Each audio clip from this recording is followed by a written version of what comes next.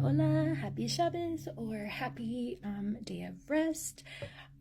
So this week's Parashat is number 11, and it is Vayigash, he approached, and it is Genesis Bereshit 44:18 through 47:27, and then Ezekiel 37:15 through 28, and then the Berit Hadashah, or the New Testament, is Acts 7:9 through 16. And so this is a really cool story. I only have 10 minutes. And so it is the part where Judah, not the tribe of Judah, but Joseph's brother, came before him. And fast forward, it's after the dreams happen, after they sold him into slavery, after, he tried to get rizzed on and ended up back into jail, into the dungeon where usually people do not leave. And now he's been having visions and dreams once again.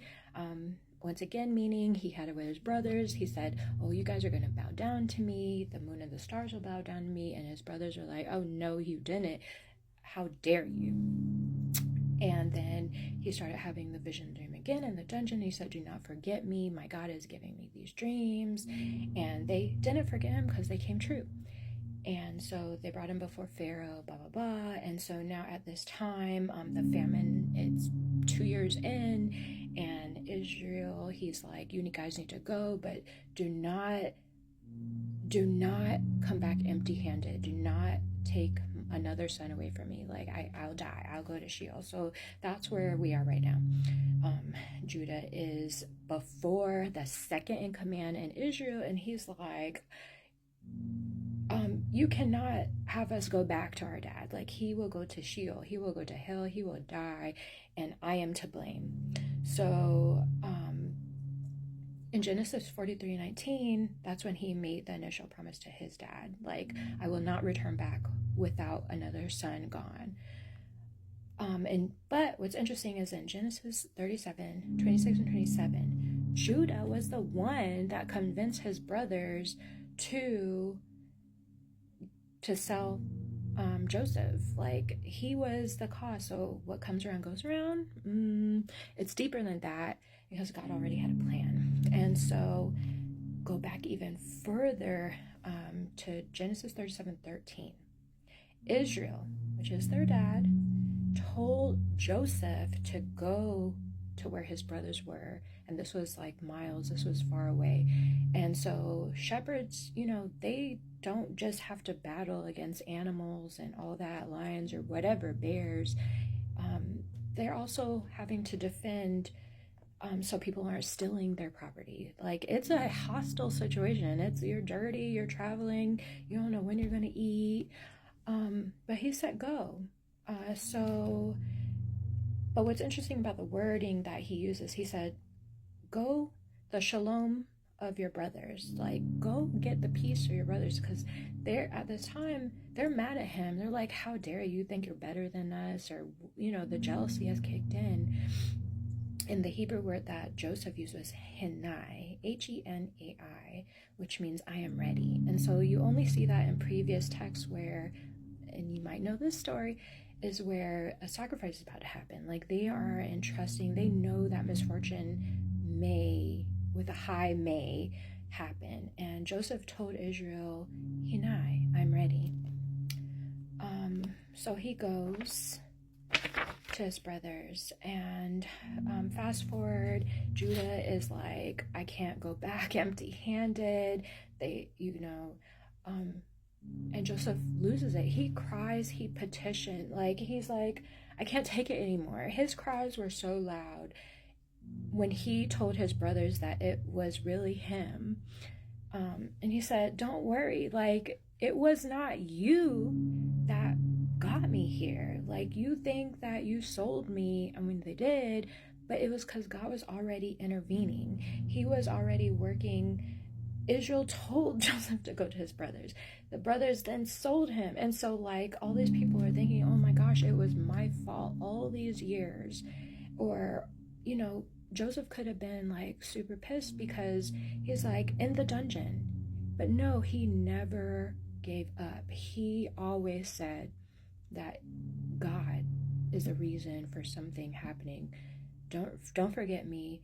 And he even told Pharaoh, and the Egyptians at that time did not like the Hebrews.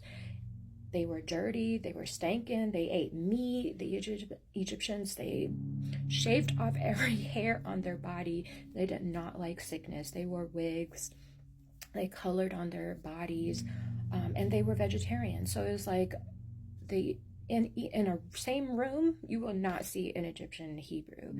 But that's how bold Joseph was. He told Pharaoh when he got cleaned up and everything, no, this is my God doing this. It wasn't the cat God. It wasn't this God. It wasn't this God, the God of the Nile. It was my one God who gave you this dream. And he knew that it was true. Even his own advisors, he killed one. It's like, this is not what my dreams are. And Joseph was over and over bold about it. So after Pharaoh heard his cries with his brothers after the reveal, he came to Joseph and he said, Genesis 45:18. Take your father and your households and come to me, and I will give you the best of the land of Egypt, some Hebrews, the stinky, dirty ones. And you will live off of the fat of the land. Now, kicker here, fat in this verse is cheleb, with a K, like huh.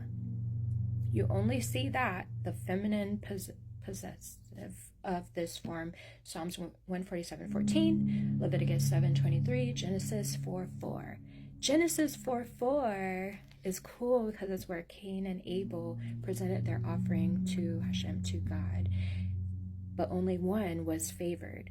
And the difference is that he gave the best. He gave the first. He gave the choicest part, the abundance of the products of the land, of what he had. He didn't just give an offering like, I just have to do this.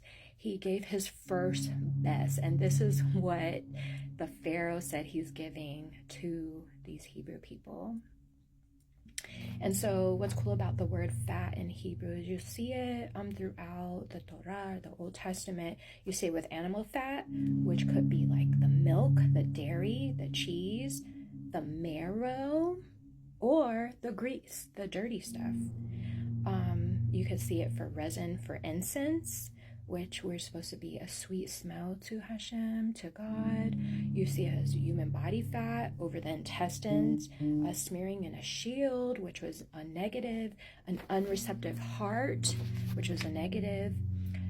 You can see it as a sacrifice in a singular form state, or the best of the land, or the kidney fat of the wheat. Wheat does not have fat on it, but in the sense of fat for this, it is the best of the best. Like, you are feeding people. And mind you, during this time, it was a famine. Like, people were coming from all over the world to come to Egypt because of this person with vision and dreams, that in the dungeon, in the darkest place where his own family said, I don't want no more of you, God used him. So whatever you're going through, God will use it.